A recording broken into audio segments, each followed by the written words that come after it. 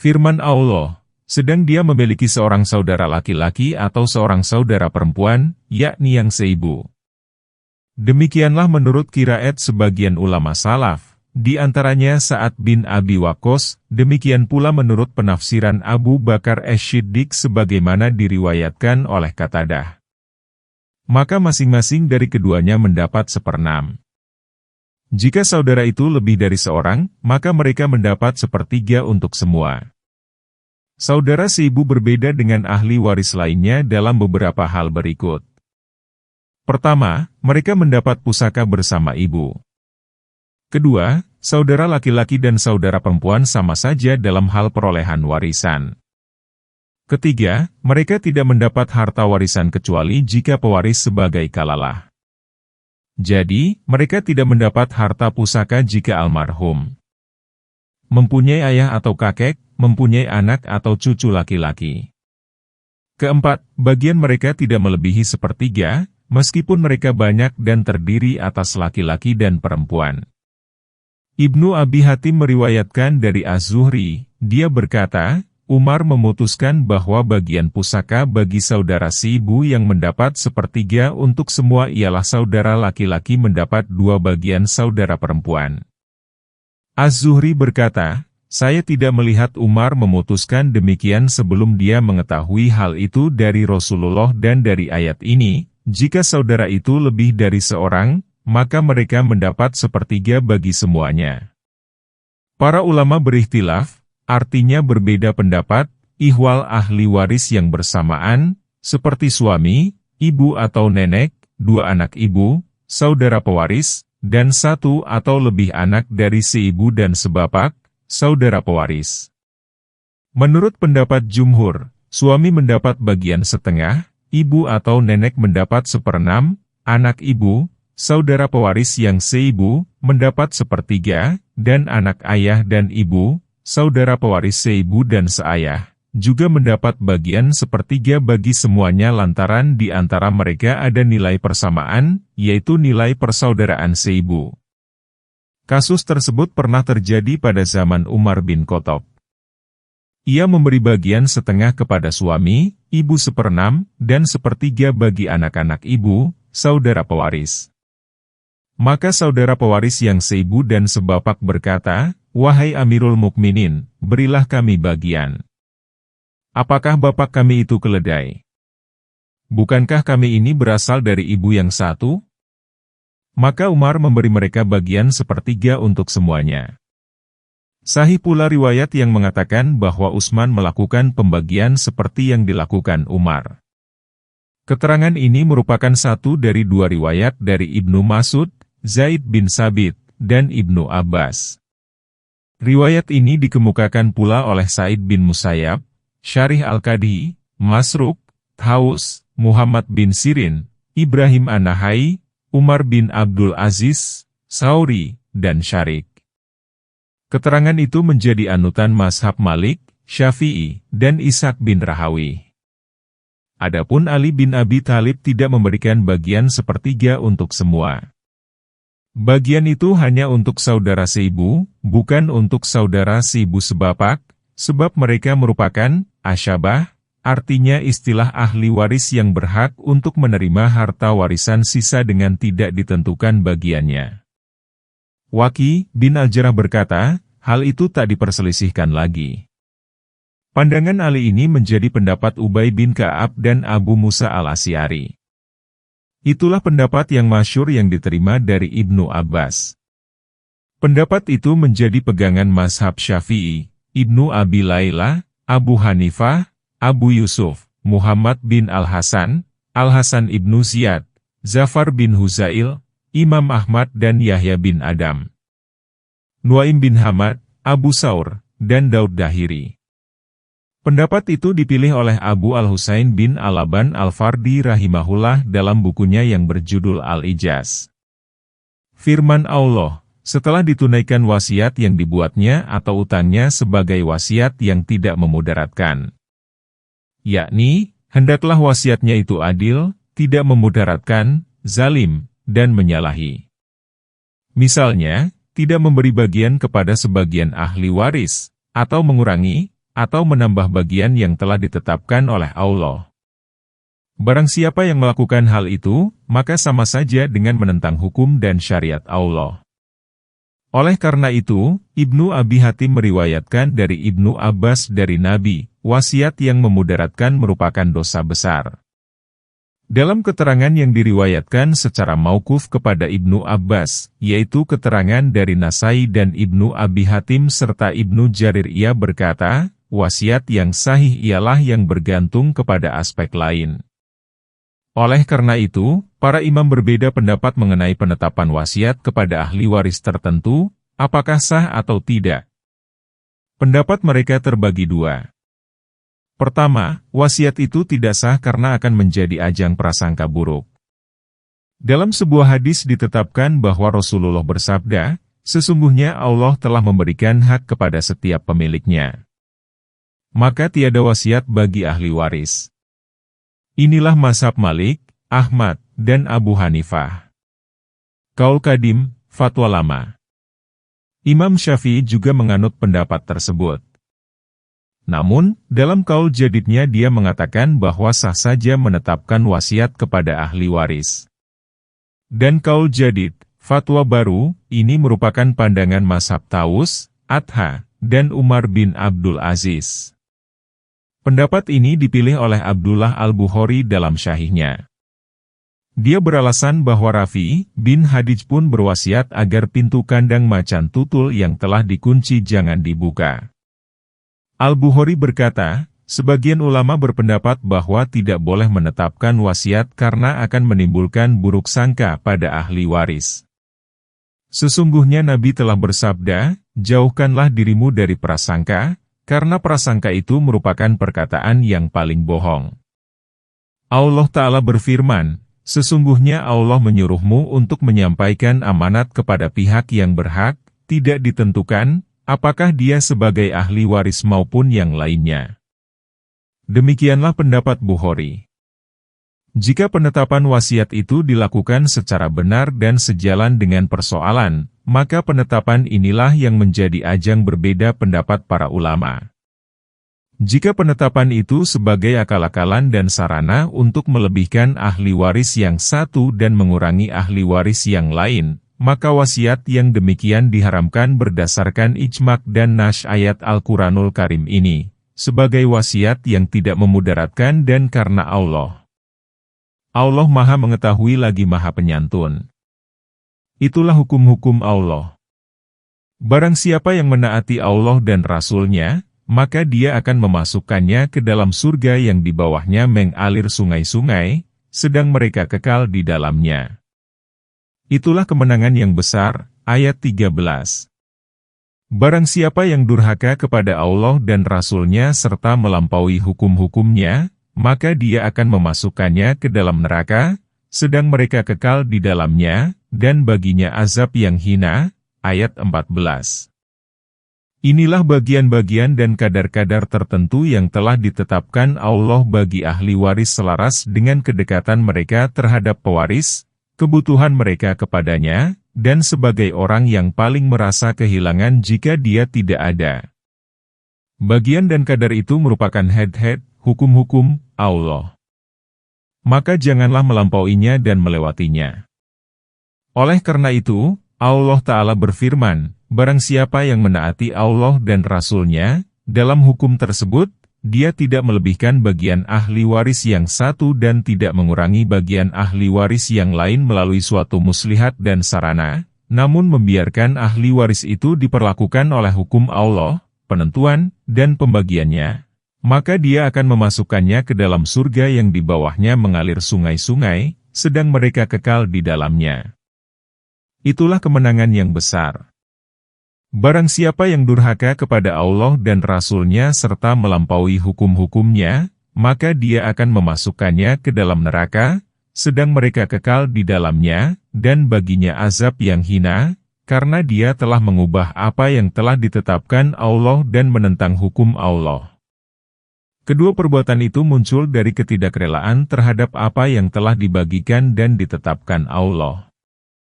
Oleh karena itu, ia dibalas dengan dihinakan dalam azab yang pedih dan abadi. Dan para wanita yang melakukan perbuatan keji hendaklah mereka dipersaksikan oleh 4 orang di antara kamu. Jika mereka telah memberikan kesaksian, maka tahanlah para wanita itu di rumah hingga mereka mati atau Allah memberi jalan lain kepada mereka. Ayat 15. Dan terhadap 2 orang yang melakukan perbuatan keji di antara kamu, maka berilah hukuman kepada keduanya. Kemudian, jika keduanya bertobat dan memperbaiki diri, maka biarkanlah mereka. Sesungguhnya Allah Maha Penerima Tobat dan Maha Penyayang. Ayat 16. Hukum pada permulaan Islam menetapkan bahwa jika wanita berzina dan perbuatannya itu dikuatkan oleh saksi yang adil, maka ia dikurung dalam rumah dan tidak boleh keluar hingga dia mati. Oleh karena itu, Allah berfirman, dan para wanita yang melakukan perbuatan keji, yakni berzina, hendaklah mereka dipersaksikan oleh 4 orang di antara kamu. Jika mereka telah memberikan kesaksian, maka tahanlah para wanita itu di rumah hingga mereka mati atau Allah memberi jalan lain kepada mereka. Jalan yang dibuat Allah ialah menasah, artinya membatalkan hukum ini. Ibnu Abbas berkata, hukum demikian terus berlanjut hingga Allah menurunkan surat An-Nur yang menasah, artinya membatalkan hukum itu dengan hukum cambuk atau rajam. Demikian pula diriwayatkan dari sekelompok tabi'in yang mengatakan bahwa ayat itu dinasah, artinya membatalkan hukum. Jadi, penasah, artinya membatalkan hukuman, ini merupakan masalah yang disepakati. Imam Ahmad meriwayatkan dari Ubadah bin Syamit, jika wahyu itu turun kepada Rasulullah, maka beliau sangat memperhatikannya, membuatnya gundah, dan wajahnya pun berubah. Pada suatu hari, Allah menurunkan wahyu kepadanya. Setelah hilang kegundahan hatinya, maka beliau bersabda, "Peganglah keteranganku. Sesungguhnya Allah telah memberi mereka jalan, orang yang menikah, janda, dengan yang menikah dan bujang dengan perawan. Jika orang yang menikah berzina, maka dicambuk 100 kali dan dirajam dengan batu. Jika perawan berzina, maka dijilid 100 kali dan dibuang selama setahun." Muslim dan para penyusun kitab Sunan meriwayatkan hadis itu dari berbagai jalan. Pendapat Ibnu Hambal sesuai dengan tuntutan hadis, yaitu menyatukan hukum cambuk dan rajam bagi pezina yang sudah kawin. Jumhur ulama berpendapat bahwa orang yang telah menikah hanya dihukum rajam tanpa dicambuk. Mereka beralasan karena Nabi juga merajam Mu'adzah, Al-Ghamidiyah, dan 2 orang Yahudi. Sebelum dirajam, mereka tidak dicambuk. Jadi, hukuman cambuk bukan merupakan keharusan, bahkan dinasah, artinya membatalkan hukum, oleh pendapat jumhur. Wallahu alam. Tabrani meriwayatkan dari Ibnu Abbas, dia berkata bahwa, setelah surat An-Nisa turun, maka Rasulullah bersabda, tiada lagi hukuman dikurung setelah turun surat An-Nisa. Firman Allah Ta'ala, dan terhadap 2 orang yang melakukan perbuatan keji di antara kamu, maka berilah hukuman kepada keduanya. Ibnu Abbas berkata, yakni, dengan mencaci maki, mempermalukan, dan memukul dengan sandal. Hukum demikian terus berlanjut hingga Allah menasah, artinya membatalkan hukumnya dengan hukuman cambuk dan rajam. Ikrimah dan ulama lainnya berkata, ayat itu diturunkan sehubungan dengan laki-laki dan wanita yang berzina. As-Sadi berkata, ayat itu diturunkan sehubungan dengan muda-mudi yang berhubungan sebelum menikah. Mujahid berkata, ayat itu diturunkan berkaitan dengan 2 orang laki-laki yang melakukan suatu perbuatan. Mujahid menyebutkan jenis perbuatannya dengan sindiran. Sepertinya yang dimaksud oleh Mujahid ialah praktik yang dilakukan oleh kaum Nabi Lut. Wallahu alam. Para penyusun sunan meriwayatkan dari Ibnu Abbas secara marfu, dia berkata bahwa, Rasulullah bersabda, apabila kalian melihat seseorang melakukan praktik yang dilakukan oleh kaum Lut, maka bunuhlah orang yang melakukan dan yang diperlakukan, asyabus sunan. Firman Allah Ta'ala, apabila keduanya bertobat dan memperbaiki diri, yakni menghentikan perbuatan itu secara total dan memperbaiki amalnya, maka biarkanlah keduanya, yakni janganlah kamu bersikap keras terhadap keduanya setelah itu, sebab orang yang bertobat itu seperti orang yang tiada dosa. Sesungguhnya Allah Maha Penerima Tobat dan Maha Penyayang. Dalam Syahihain ditegaskan, jika budak perempuanmu berzina, maka cambuklah ia sebagai hukum dan janganlah mempermalukannya, dengan perbuatan yang telah dilakukannya, setelah diterapkan hukum yang merupakan tebusan atas perbuatannya itu. Sesungguhnya tobat itu, di sisi Allah, hanyalah bagi orang-orang yang melakukan kejahatan karena kebodohan. Kemudian mereka bertobat, dengan segera. Maka mereka itulah orang yang diterima tobatnya oleh Allah. Allah Maha Mengetahui lagi Maha Bijaksana, ayat 17.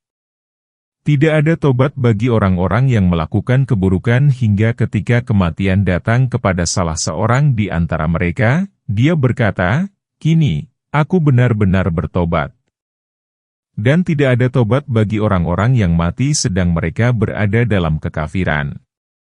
Mereka itulah yang kami sediakan azab yang pedih, ayat 18. Allah Ta'ala berfirman, sesungguhnya Allah hanya akan menerima tobat orang-orang yang melakukan kejahatan karena kebodohan. Kemudian dia bertobat, walaupun setelah melihat dengan jelas malaikat yang akan mencabut rohnya, asal dia belum sekarat.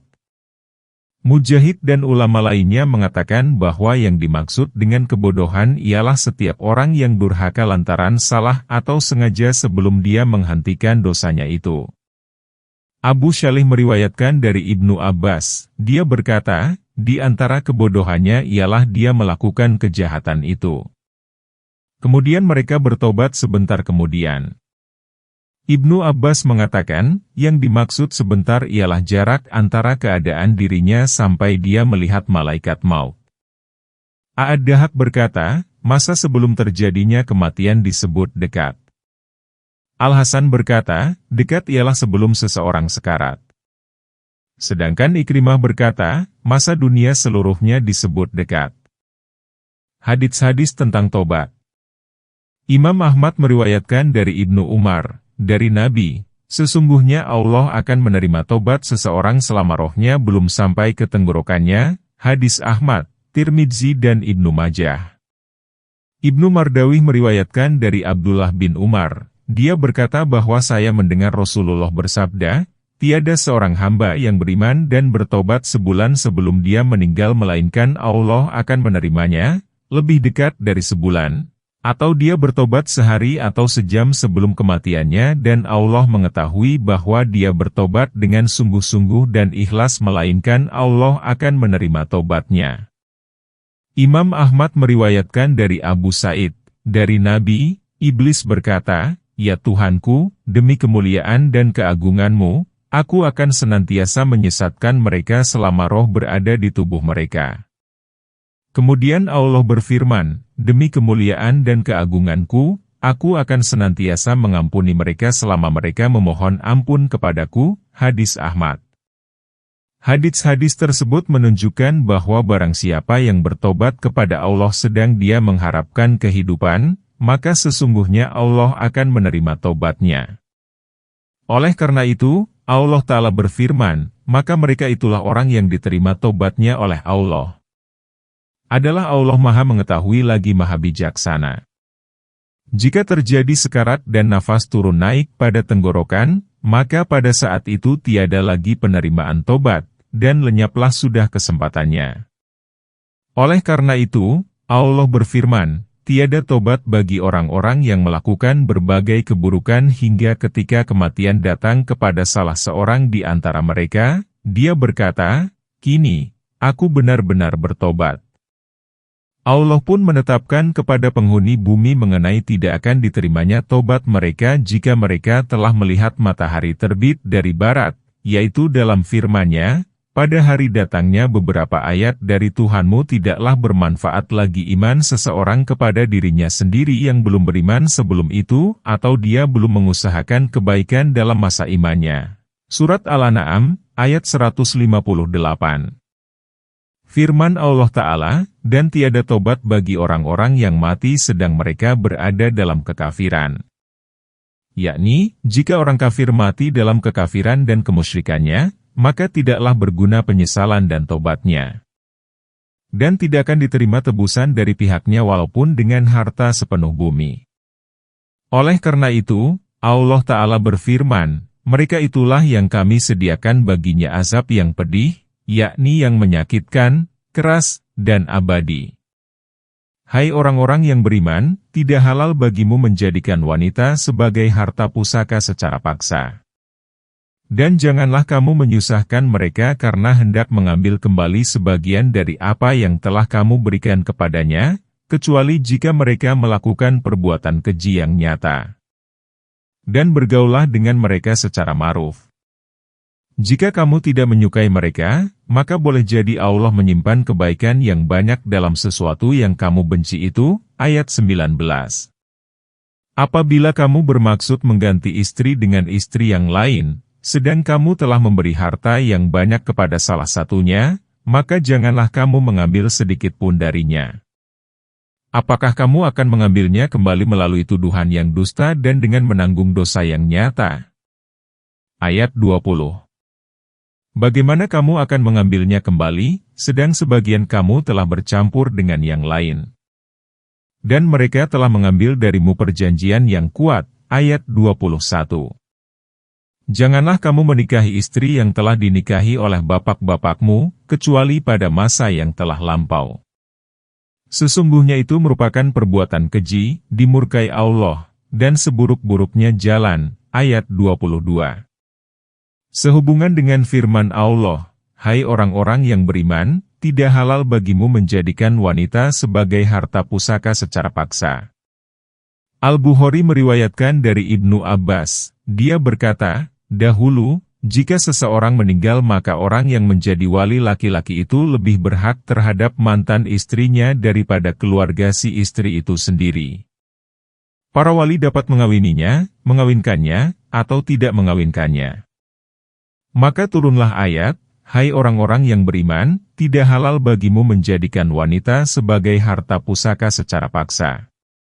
Demikian pula Al-Bukhari, Abu Daud, Nasai, Ibnu Mardawih, Ibnu Abi Hatim, dan ulama lainnya meriwayatkan hadis dan kabar yang menyangkut persoalan senada.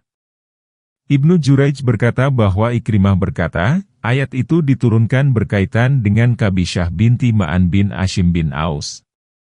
Ia ditinggal mati oleh suaminya yang bernama Abu Qais bin Aslat. Ternyata anak Qais mencintai Kabisyah. Kemudian Kabisyah datang kepada Rasulullah seraya berkata, ya Rasulullah, saya bukan harta pusaka suamiku dan saya pun bukan peninggalan yang dapat dikawin. Maka diturunkanlah ayat di atas. As-Sadi meriwayatkan dari Abu Malik, pada zaman jahiliyah, apabila seorang istri ditinggal mati oleh suaminya maka ia ditemui oleh wali mantan suaminya yang kemudian dia diperlakukan sebagai pakaian. Jika mantan suaminya punya anak kecil atau saudara, maka si wanita dikurung hingga si anak menjadi pemuda, atau si istri meninggal, maka si anak mewarisi hartanya. Jika si istri dibebaskan, maka dia dapat pulang kepada keluarganya dan tidak diperlakukan sebagai pakaian, maka selamatlah dia. Oleh sebab itu, Allah Ta'ala menurunkan ayat, tidak halal bagimu menjadikan wanita sebagai harta pusaka. Firman Allah Ta'ala, dan janganlah kamu menyusahkan mereka karena hendak mengambil kembali sebagian dari apa yang telah kamu berikan kepadanya. Yakni kamu memudaratkan mereka padahal kamu telah menggaulinya agar dia meninggalkan untukmu seluruh atau sebagian dari apa yang telah kamu berikan kepadanya, atau menggugurkan haknya yang menjadi kewajibanmu, atau untuk memperoleh perkara lainnya secara paksa dan merugikannya. Abdullah bin Mubarak berkata, tidak halal bagimu menjadikan wanita sebagai harta pusaka secara paksa, seperti pada zaman jahiliyah, dan janganlah kamu memudaratkannya pada masa Islam. Firman Allah Ta'ala, kecuali jika mereka melakukan perbuatan keji yang nyata. Ibnu Mas'ud, Ibnu Abbas, dan sejumlah tabi'in berkata, yang dimaksud perbuatan keji ialah zina. Yakni, jika istri berbuat zina, maka kamu dapat meminta kembali mahar yang telah kamu berikan serta mendesaknya hingga dia meninggalkan dan melepaskan mahar. Ada pula pendapat yang mengatakan bahwa yang dimaksud perbuatan keji ialah nusyus, artinya durhaka dan tidak memenuhi kewajiban, dan durhaka. Ibnu Jarir berkata, yang dimaksud perbuatan keji meliputi zina, nusyus, durhaka, keburukan bahasa, dan sebagainya. Semua perbuatan itu membolehkan penekanan terhadap wanita hingga dia mau melepaskan seluruh atau sebagian haknya serta menceraikannya. Penafsiran Jarir ini baik. Wallahu alam. Firman Allah, dan bergaulah dengan mereka secara ma'ruf baik. Yakni, gunakanlah tutur kata yang baik kepada istri dan baguskanlah perilaku dan tindakanmu terhadap istri sesuai dengan kemampuanmu. Karena kamu ingin agar semua itu dilakukan oleh istrimu, maka istri kamu pun ingin agar semua itu dilakukan olehmu. Sebagaimana firman Allah Ta'ala, dan para wanita memiliki hak yang seimbang dengan kewajibannya menurut cara yang baik. Rasulullah bersabda, orang yang paling baik di antara kamu ialah yang paling baik terhadap keluarganya. Aku adalah orang yang paling baik di antara kamu terhadap keluargaku. Di antara akhlak Rasulullah ialah bahwa beliau bergaul dengan baik, bermuka manis, mencumbui istrinya, bersikap lembut terhadap mereka, melonggarkan infak untuk mereka, dan tertawa kepada istrinya bahkan dia pernah mengalah dalam balap lari guna menyenangkan Aisyah. Setiap malam, beliau mengumpulkan seluruh istrinya di rumah istri yang menjadi giliran beliau untuk menginap. Kadang-kadang beliau makan malam bersama mereka. Kemudian para istrinya itu kembali ke rumahnya masing-masing. Apabila beliau telah sholat Isya dan masuk rumah, maka sebelum tidur beliau mengobrol sejenak bersama istrinya guna menyenangkan mereka. Sesungguhnya Allah Ta'ala berfirman, sesungguhnya pada diri Rasulullah benar-benar terdapat suri teladan yang baik bagimu. Firman Allah Ta'ala, jika kamu tidak menyukai mereka, maka boleh jadi Allah menyimpan kebaikan yang banyak dalam sesuatu yang kamu benci itu.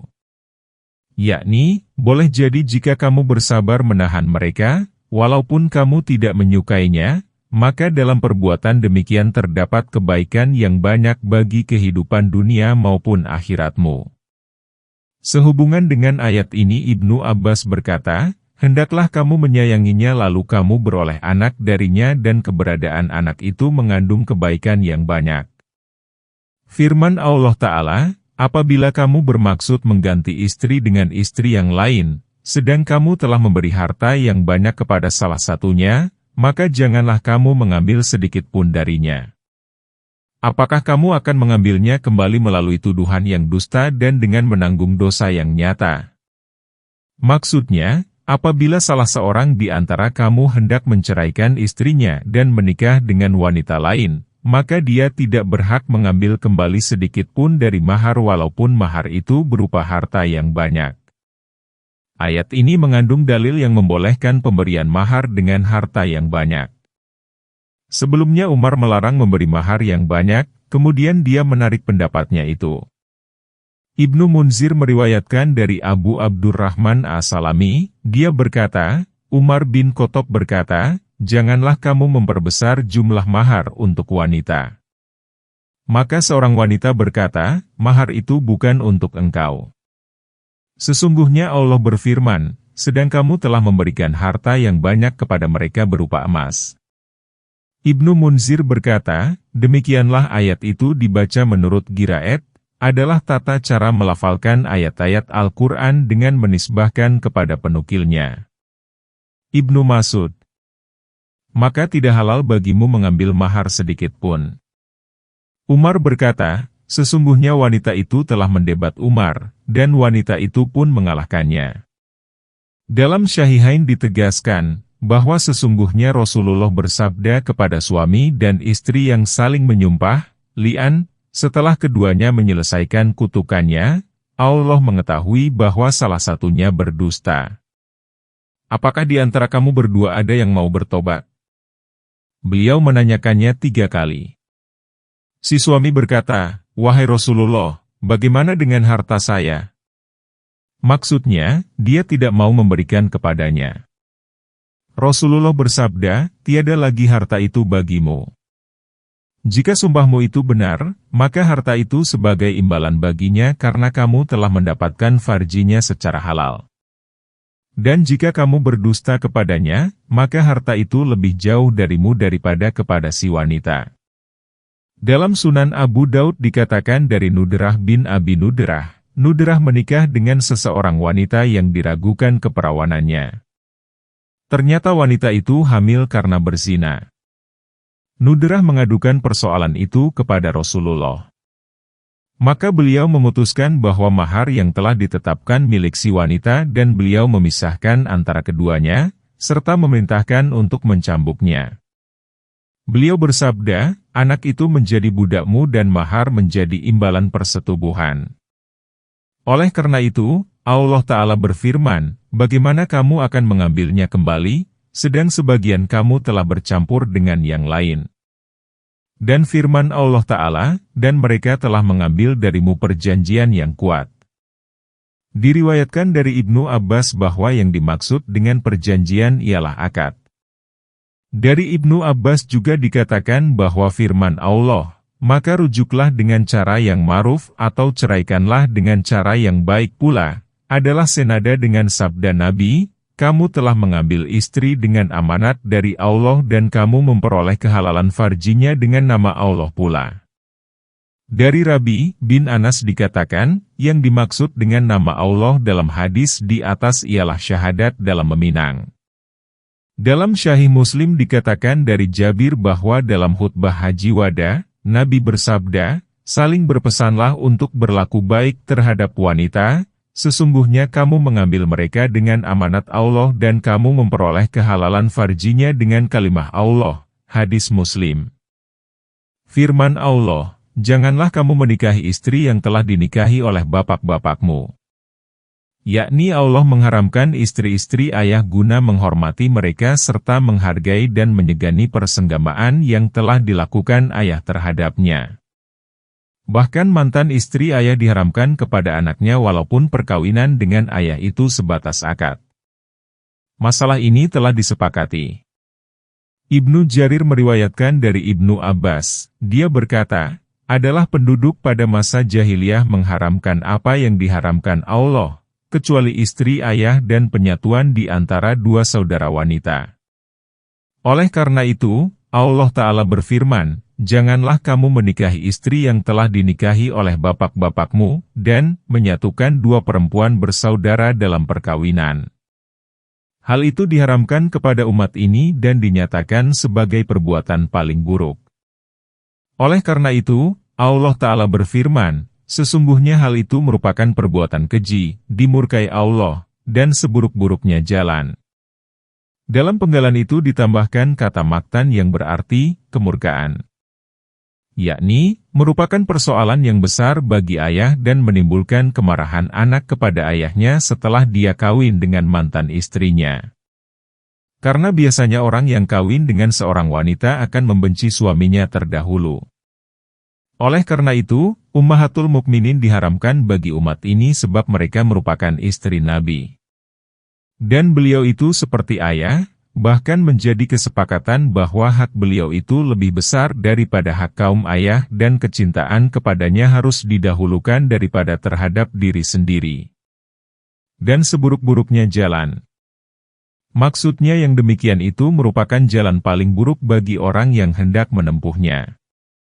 Barang siapa yang menempuhnya setelah ada larangan ini, berarti ia murtad dari agamanya, dapat dibunuh, dan hartanya dikembalikan kepada Baitul Mal. Hal itu diriwayatkan oleh Imam Ahmad dan para penyusun sunan dari berbagai jalan dari Al-Barra bin Azib. Dia berkata, saya bertemu dengan pamanku, Al-Harits bin Umair. Dia membawa bendera yang dipercayakan oleh Nabi kepadanya. Saya bertanya, hai paman, kemanakah Nabi mengutusmu? Dia berkata, beliau mengutusku kepada seorang laki-laki yang mengawini mantan istri ayahnya. Beliau menyuruhku untuk memenggal leher orang itu. Diharamkan atasmu ibu kamu, anak-anak perempuanmu, saudara-saudara perempuanmu, saudara perempuan bapakmu, saudara perempuan ibumu, anak perempuan saudaramu yang laki-laki, anak perempuan saudaramu yang perempuan, ibu yang menyusuimu, saudara perempuan yang sesusuan denganmu, ibu istrimu, anak-anak istrimu yang berada dalam pemeliharaanmu dari istri yang telah kamu campuri. Namun jika kamu belum mencampurinya, maka tiada dosa atasmu untuk mengawini mereka, diharamkan kepadamu istri-istri dari anak-anak kandungmu, diharamkan menyatukan dua saudara perempuan dalam satu perkawinan kecuali perbuatan yang telah lalu. Sesungguhnya Allah Maha Pengampun lagi Maha Penyayang, ayat 23. Dan diharamkan atasmu mengawini wanita-wanita yang bersuami, kecuali budak-budak yang kamu miliki. Hal itu sebagai ketetapan Allah atas kamu. Dan dihalalkan bagi kamu selain yang demikian. Hendaklah kamu mencari dengan hartamu istri-istri untuk dikawini bukan untuk disinai. Apa saja yang karenanya kamu telah beroleh kenikmatan dari mereka, maka berikanlah imbalan kepada mereka sebagai kewajiban. Dan tidak ada dosa bagimu dalam hal yang telah saling merelakan di antara kamu, setelah penentuan mahar itu. Sesungguhnya Allah Maha Mengetahui lagi Maha Bijaksana, ayat 24.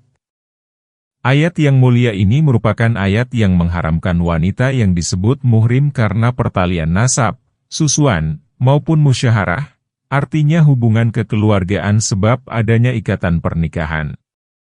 Ibnu Abi Hatim meriwayatkan dari Ibnu Abbas, dia berkata, diharamkan kepadamu 7 golongan wanita karena pertalian keturunan dan 7 golongan lagi karena ada hubungan kekeluargaan sebab adanya ikatan pernikahan. Kemudian dia membaca ayat, diharamkan atas kamu ibu kamu, anak-anak perempuan kamu, saudara-saudara perempuanmu. Juga dikatakan dari Ibnu Abbas, diharamkan karena pertalian keturunan 7 golongan wanita dan karena hubungan kekeluargaan sebab adanya ikatan pernikahan 7 golongan wanita. Kemudian dia membaca ayat, diharamkan atasmu ibu kamu, anak-anak perempuanmu, saudara-saudara perempuanmu, saudara perempuan bapakmu, saudara perempuan ibumu, anak perempuan saudaramu yang laki-laki, anak perempuan saudaramu yang perempuan. Ketujuh golongan itu diharamkan karena pertalian nasab. Jumhur ulama menjadikan penggalan dan anak-anak perempuanmu sebagai dalil yang mengharamkan kawin dengan anak hasil hubungan perzinaan, sebab kata anak perempuan itu umum sehingga anak perempuan hasil zina pun termasuk ke dalamnya. Pandangan ini merupakan anutan mazhab Abu Hanifah, Malik, dan Ibnu Hambal. Namun, diriwayatkan bahwa Syafi'i membolehkannya karena ia bukan anak perempuan yang diperoleh melalui jalur hukum. Karena anak hasil zina itu tidak termasuk ke dalam cakupan ayat, Allah mewasiatkan kepadamu ihwal anak-anakmu bahwa bagian seorang anak laki-laki sama dengan bagian bagi 2 anak perempuan, dan menurut ijma, anak hasil zina itu tidak mendapat pusaka, maka ia pun tidak termasuk ke dalam cakupan ayat wabana'atukum. Wallahu alam. Firman Allah Ta'ala, ibu yang menyusuimu, saudara perempuan yang sesusuan denganmu, yakni, sebagaimana Allah mengharamkan ibumu yang melahirkanmu, demikian pula dia mengharamkan kepadamu ibu yang menyusuimu. Oleh karena itu, dalam Syahihain ditegaskan dari Aisyah Ummul Mukminin, bahwasanya Rasulullah bersabda, sesungguhnya susuan itu mengharamkan apa yang diharamkan oleh keturunan. Dalam lafaz Muslim dikatakan, susuan mengharamkan apa yang diharamkan oleh keturunan, tanpa kecuali. Kemudian para imam berikhtilaf, artinya berbeda pendapat, ihwal jumlah susuan yang dapat menjadikan muhrim. Sebagian ulama berpendapat bahwa satu susuan saja dapat menjadikan muhrim karena berdasarkan keumuman ayat di atas. Inilah pendapat mazhab Malik yang diriwayatkan dari Ibnu Umar dan beberapa tabi'in. Ulama lain mengatakan bahwa susuan yang kurang dari 3 kali tidak menjadikan muhrim. Hal ini berdasarkan pada keterangan yang ditegaskan dalam Sahih Muslim dari Aisyah, sesungguhnya Rasulullah bersabda, 1 dan 2 isapan tidak menjadikan muhrim. Pendapat ini menjadi pegangan Imam Ahmad dan ulama lainnya berdasarkan riwayat dari Ali, Aisyah, Ummul Fadl, dan yang lainnya. Sementara itu ulama lainnya mengatakan tidak menjadikan muhrim susuan yang kurang dari 5 isapan. Pendapat ini berdasarkan pada keterangan yang ditegaskan dalam Sahih Muslim, dari Aisyah bahwa dia berkata, adalah menurut ayat Al-Quran yang diturunkan, 10 susuan yang diketahui menjadikan muhrim. Kemudian 10 susuan, isapan, itu dinasah, artinya membatalkan hukum, dengan 5 isapan. Kemudian Nabi meninggal, dan 5 isapan itulah yang beliau baca dari Al-Quran. Abdur Razak meriwayatkan hal yang sama dari Aisyah. Dalam hadis Salah binti Suhail dikatakan, sesungguhnya Rasulullah menyuruhnya untuk menyusui Salim, budak Abu Hudzaifah, sebanyak 5 isapan.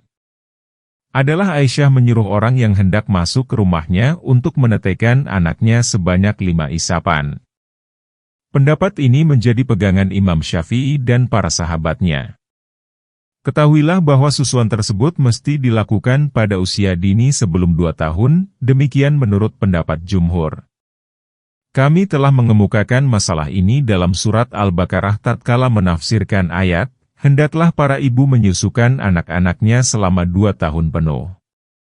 Kemudian para ulama berikhtilaf, artinya berbeda pendapat, mengenai apakah susu pejantan menjadikan muhrim sebagaimana ia merupakan pendapat jumhur imam yang 4 dan selainnya, ataukah susuan itu hanya dikhususkan pada susuan ibu saja dan tidak merembet ke pihak bapak sebagaimana ia merupakan pendapat sebagian ulama salaf. Mengenai masalah ini terdapat 2 pendapat dan penjelasannya terdapat dalam buku Kitabul Ahkam Il-Kabir, karya Ibnu Katsir.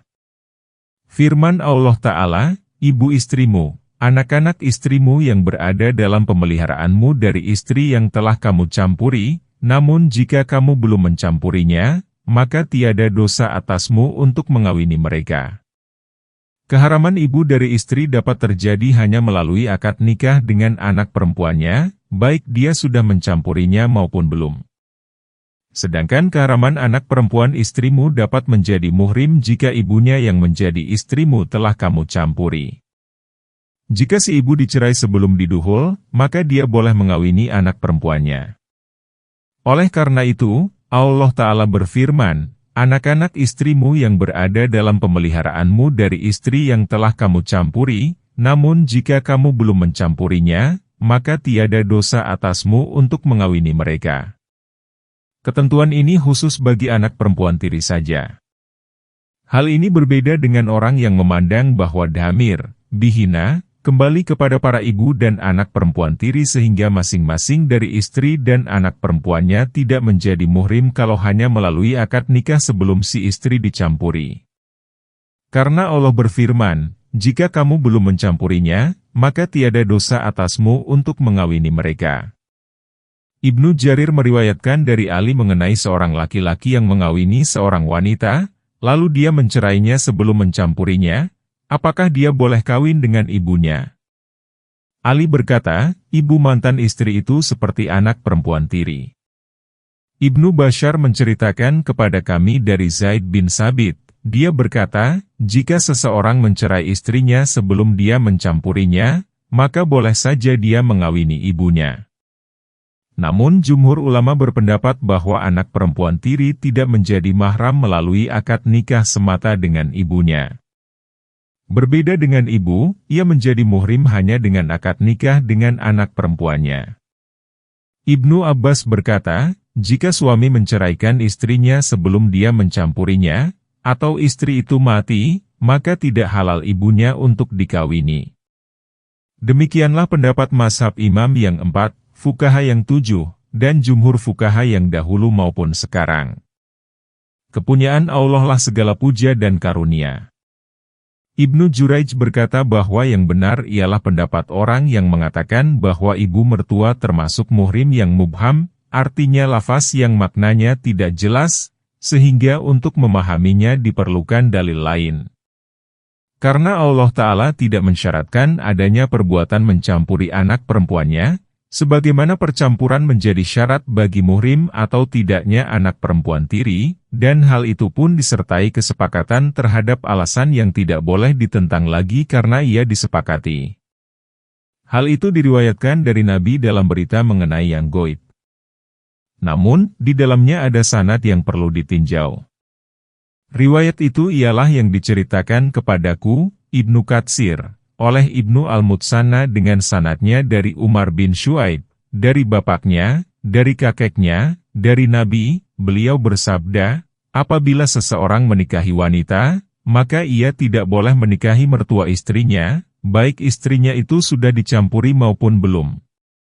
Jika dia kawin dengan si ibu, kemudian menceraikannya namun belum mencampurinya, maka ia dapat mengawini anak perempuan mantan istrinya, jika dia mau. Kabar ini, walaupun dalam sanadnya ada orang yang demikian, tak perlu dibuktikan kesahihannya dengan kabar lain karena ada kesepakatan alasan mengenai masalah yang dikemukakan oleh kabar. Adapun firman Allah Ta'ala, dan anak-anak perempuan tirimu yang ada dalam pemeliharaanmu. Jumhur ulama mengatakan bahwa anak perempuan tiri merupakan muhrim bagi ayah tiri, baik ia berada dalam pemeliharaan ayah tiri atau tidak. Jumhur juga menyatakan bahwa kitab ayat ini keluar dari kebiasaan sehingga ia tidak memiliki mafhum, dipahami. Penggalan ini seperti firman Allah, dan janganlah kamu memaksa budak-budak perempuanmu untuk melakukan pelacuran, sedang mereka sendiri menginginkan kesucian. Surat An-Nur, ayat 33. Dalam Syahihain ditegaskan, sesungguhnya Ummu Habibah berkata, wahai Rasulullah, nikahilah saudara perempuanku, putri Abu Sufyan. Dalam riwayat Muslim dikatakan, nikahilah Azza binti Abu Sufyan. Rasulullah bersabda, apakah kamu menghendakinya? Ummu Habibah menjawab, benar, saya tidak rela jika engkau menikah dengan istri lain. Aku menginginkan orang yang menjadi maduku dalam kebaikan itu adalah saudaraku sendiri. Nabi bersabda, sesungguhnya perkawinan dengan Azzah adalah haram bagiku. Ummu Habibah berkata, kami mendengar bahwa engkau hendak menikahi anak perempuan Abu Salamah. Nabi bersabda, aku menikahi anak perempuan Ummu Salamah? Ummu Habibah berkata, benar. Nabi bersabda, kalaupun misalnya dia tidak kubesarkan di rumahku, dia tetap tidak halal bagiku karena dia adalah anak saudara sesusuan denganku, sebab aku dan Abu Salamah sama-sama menyusu kepada Suwaibah. Karena itu, jangan engkau tawarkan lagi kepadaku anak-anakmu dan saudara-saudaramu. Dalam riwayat Bukhari dikatakan, kalaupun saya tidak menikah dengan Ummu Salamah, anak perempuan itu tetap tidak halal bagiku. Yang menjadi rujukan keharaman ialah pernikahan Nabi dengan Ummu Salamah dan penetapan keharaman itu. Inilah pegangan mazhab imam yang 4, fuqaha yang 7, dan jumhur ulama salaf dan halaf. Ada pendapat yang mengatakan bahwa anak tidak menjadi mahram kecuali jika dia berada dalam pemeliharaan ayah tirinya. Jika tidak demikian, maka ia bukan mahram. Ditegaskan dari Ali bin Abi Thalib bahwa dia yang mengemukakan pendapat itu dan beralasan dengan ayat, dan anak-anak perempuan tirimu yang berada dalam pemeliharaanmu. Pendapat ini asing sekali. Pendapat ini dipegang oleh Daud bin Ali Az-Zahiri dan para pengikutnya. Diriwayatkan pula dari Malik bahwa pendapat itu pun dipilih oleh Ibnu Hazm. Az-Zahabi meriwayatkan dari Ibnu Taimiyah rahimahullah bahwa Taimiyah memandang pendapat itu sulit diterima dan perlu ditangguhkan. Wallahu alam. Diriwayatkan dari Qatadah bahwa termasuk kategori anak perempuan tiri yang menjadi mahram adalah cucu perempuan tiri dan keturunan selanjutnya. Maksud firman Allah, yang telah kamu campuri, yakni kamu menikahi mereka. Menurut ijma seluruh ulama dikatakan bahwa berdua-duaan antara suami istri tidaklah membuat anak tiri itu menjadi mahram bagi ayah tirinya, jika dia menceraikannya sebelum menyentuh dan menggaulinya. Firman Allah Ta'ala, diharamkan kepadamu istri-istri dari anak-anak kandungmu. Yakni, diharamkan atasmu istri anak-anakmu yang dilahirkan melalui sulbimu. Dengan ketentuan itu dikecualikan istri anak-anak angkatmu seperti pada zaman jahiliyah, sebagaimana firman Allah Ta'ala, maka tatkala Zaid telah mengakhiri keperluan terhadap istrinya, menceraikannya, kami kawinkan kamu dengan dia supaya tidak ada keberatan bagi orang-orang mukmin untuk mengawini istri-istri anak-anak angkat mereka. Surat Al-Ahzab, ayat 37. Adha berkata bahwa kami membicarakan dan Allah Maha mengetahui bahwa tatkala Nabi menikahi istri Zaid, maka kaum musyrik mengatakan bahwa Nabi telah menikahi istri anaknya. Maka Allah Ta'ala menurunkan ayat, diharamkan kepadamu istri-istri dari anak-anak kandungmu.